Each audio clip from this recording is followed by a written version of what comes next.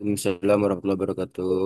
Bapak, Ibu, rekan-rekan, dan Ibu dosen, izinkan kami mempresentasikan materi kami yang sudah berkolaborasi.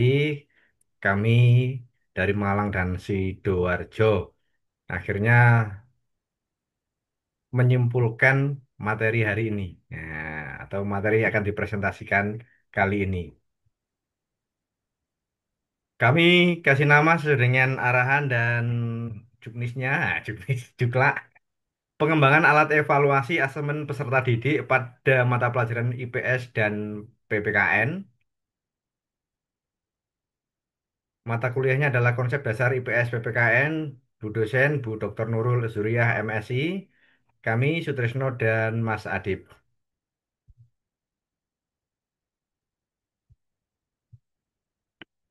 Baik, pendahuluan. Perkembangan teknologi digital, informasi dan komunikasi membawa perubahan besar dalam dunia pendidikan. Guru tidak hanya berperan sebagai sumber pengetahuan, tetapi juga sebagai fasilitator yang mampu memanfaatkan teknologi untuk menilai kemampuan peserta didik secara lebih autentik, relevan, dan kontekstual. Dalam konteks mata pelajaran IPS dan PPKN, evaluasi tidak hanya berfokus pada hafalan konsep, tetapi juga menilai pemahaman nilai, keterampilan sosial, dan kemampuan berpikir kritis peserta didik. Nah, apa yang akan kami bahas? Yang pertama adalah nanti pendahuluan, sudah tujuan pengembangan, jenis-jenis asesmen, mengembangkan alat asesmen, serta manfaatnya, terutama untuk peserta didik. Baik, selanjutnya, monggo Mas Adib. Oke, terima kasih. Eh, adapun beberapa tujuan yang ditujukan dalam pengembangan alat evaluasi peserta didik itu, yang pertama adalah mengembangkan alat evaluasi yang lebih komprehensif dan holistik. Nah, Bapak Ibu, yang kedua yaitu mengukur aspek kognitif, afektif, dan psikomotorik secara seimbang. Yang ketiga adalah menyediakan data yang lebih akurat untuk umpan balik yang konstruktif bagi guru dan peserta didik. Nah, pengembangan alat evaluasi ini dari tiga tujuan ini saling berkaitan satu sama lain. Dengan kata lain bahwa alat evaluasi yang digunakan dalam menilai peserta didik itu harus lebih akurat, gitu. Jadi kalau kita mengukur suatu fenomena, ya, fenomena dalam masyarakat itu ada taraf kepercayaan dan lain sebagainya. Begitu juga dalam kita menilai peserta didik gitu. Jadi kita perlu mengembangkan model model alat evaluasi yang sesuai dan cocok terhadap lingkungan yang ada. Nah, sehingga penilaian kepada peserta didik itu oh dapat berjalan secara komprehensif dan holistik karena eh, minat bakat dan eh, dan gaya belajar mereka itu memiliki memiliki gaya belajar yang berbeda-beda sehingga dalam mengukurnya kita harus mengembangkan alat yang sesuai dengan kemampuan dari peserta didik itu sehingga dalam melakukan menilai dari karakter maupun kemampuan peserta didik itu dapat secara akurat gitu. Lanjut, Pak.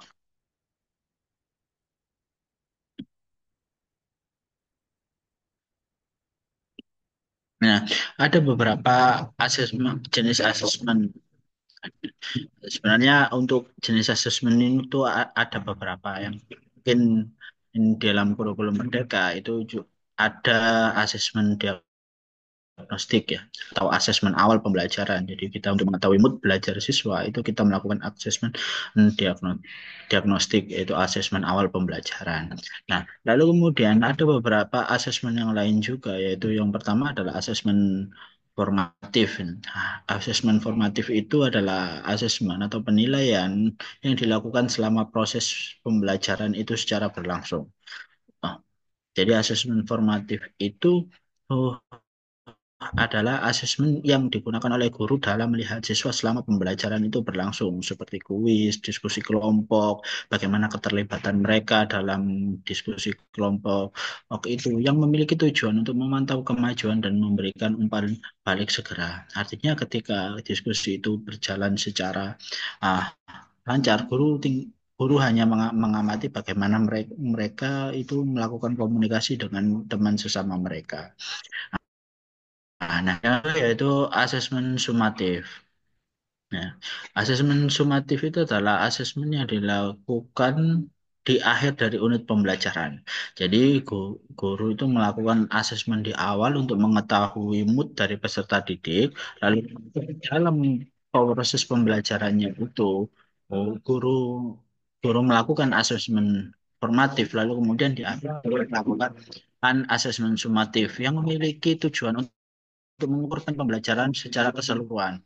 Artinya setelah peserta didik itu melakukan proses proses belajar itu, asesmen sumatif dilakukan di akhir pembelajaran untuk mengetahui sejauh mana ketercapaian mereka terhadap eh, pengetahuan yang mereka dapatkan setelah belajar.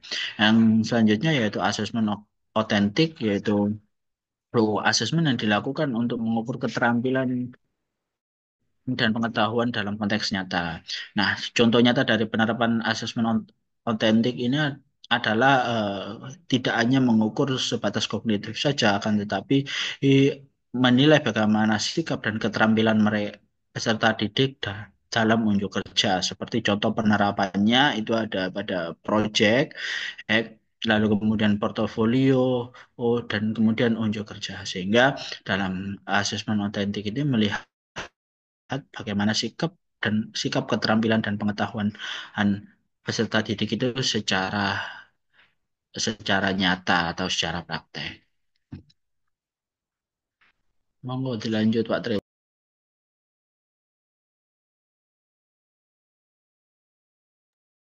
Baik, selanjutnya adalah langkah-langkah mengembangkan alat penilaian. Yang pertama itu adalah menganalisis kebutuhan dulu, yaitu dengan cara mengidentifikasi kompetensi dasar atau indikator pencapaian dari silabus PIPS PPKN. Yang kedua adalah perancangan instrumen, membuat kisi-kisi dan perancang butir-butir soal atau rubrik penilaian yang relevan.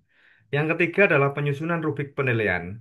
Rubrik adalah alat penting untuk menilai proyek atau unjuk kerja secara objektif. Contohnya rubrik untuk penilaian presentasi yang mencakup kriteria seperti konten, penyampaian, dan kerja sama tim. Yang keempat, diuji coba dulu dan divalidasi. Melakukan uji coba instrumen kepada sekelompok sekecil peserta didik, menganalisis hasil uji coba untuk memastikan validitas, ketepatan mengukur, dan reliabilitas, konsistensi hasil. Yang kelima, revisi dan finalisasi, yaitu melakukan perbaikan pada instrumen berdasarkan hasil uji coba.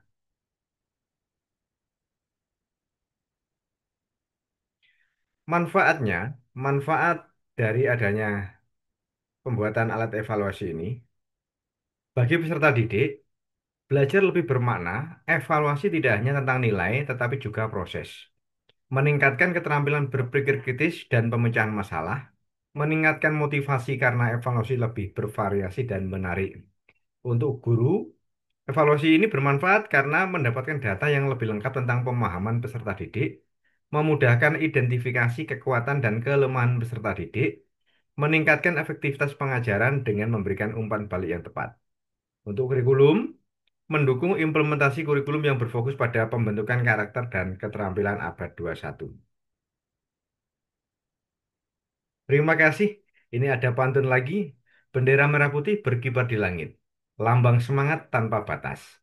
Semoga nilai Pancasila makin melekat di hati mahasiswa yang cerdas berintegritas. Terima kasih.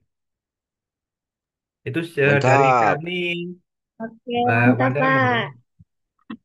Ya, terima kasih Pak Sutris dan Mas Adib. Oke, selanjutnya saya buka sesi bertanya untuk 3